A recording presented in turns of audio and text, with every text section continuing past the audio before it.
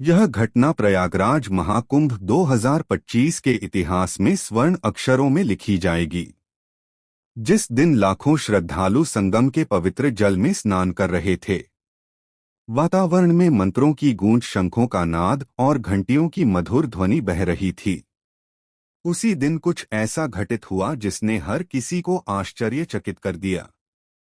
गंगा, यमुना और अदृश्य सरस्वती के संगम पर श्रद्धालु जब पुण्य की डुबकी लगा रहे थे, तभी अचानक जल की सतह पर हलचल हुई। पहले तो लोगों को लगा कि यह किसी साधारण लहर का असर है, लेकिन अगले ही पल एक विशाल काया धीरे धीरे जल से बाहर उभरने लगी। देखते ही देखते एक विशाल नाग संगम के जल से प्रकट हुआ। उसकी लंबाई लगभग 25 फीट थी और उसका शरीर रहस्यमय रूप से चमक रहा था। लेकिन सबसे चौंकाने वाली बात ये थी कि उसकी त्वचा पर गंगा, यमुना और सरस्वती की धाराओं के समान आकृति उभर रही थी, जो रहस्यमयी ढंग से प्रकाशित हो रही थी।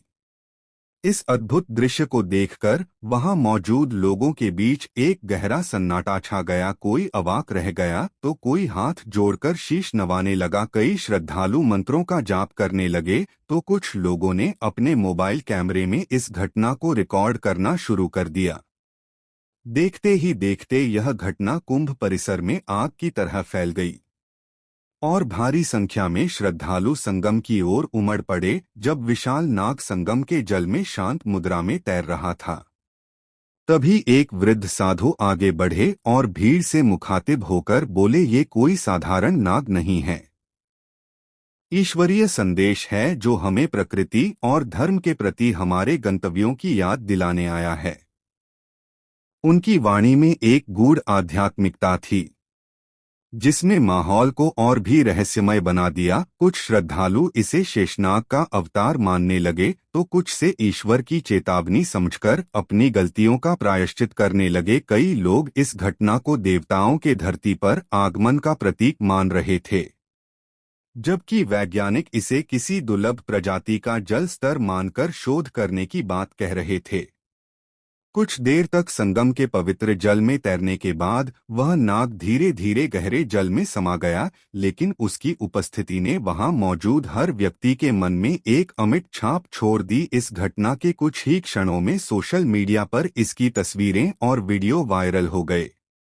न्यूज चैनलों पर इस रहस्यमय नाग की चर्चा छिड़ गई। वैज्ञानिकों और विशेषज्ञों की टीमें इस घटना की व्याख्या करने में जुट गए, लेकिन श्रद्धालु और संतों के लिए यह किसी ईश्वरीय चमत्कार से कम नहीं था।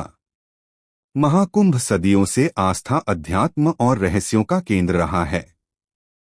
यह वह स्थान है जहां पौराणिक कथाओं के अनुसार देवता और दिव्य शक्तियां धरती पर विचरण करती है। क्या यह घटना भी उसी दैवीय उपस्थिति का प्रमाण थी? क्या ये सच में ईश्वर का कोई संदेश था या केवल एक दुर्लभ प्राकृतिक घटना? इस प्रश्न का उत्तर शायद कोई नहीं दे सकता, लेकिन एक बात निश्चित है, प्रयागराज महाकुंभ 2025 इस रहस्यमय घटना के कारण इतिहास में अमर हो गया। जो भी उस दिन संगम के तट पर मौजूद था, उसने अपनी आंखों से इस चमत्कार को देखा और उसे जीवन भर याद रखेगा। क्या ये एक दिव्य संकेत था या केवल एक दुर्लभ प्राकृतिक घटना? अपनी राय हमें कमेंट में जरूर बताएं। और आस्था और आध्यात्म से जुड़े ऐसे ही अद्भुत रहस्यों को जानने के लिए हमारे चैनल को सब्सक्राइब करें।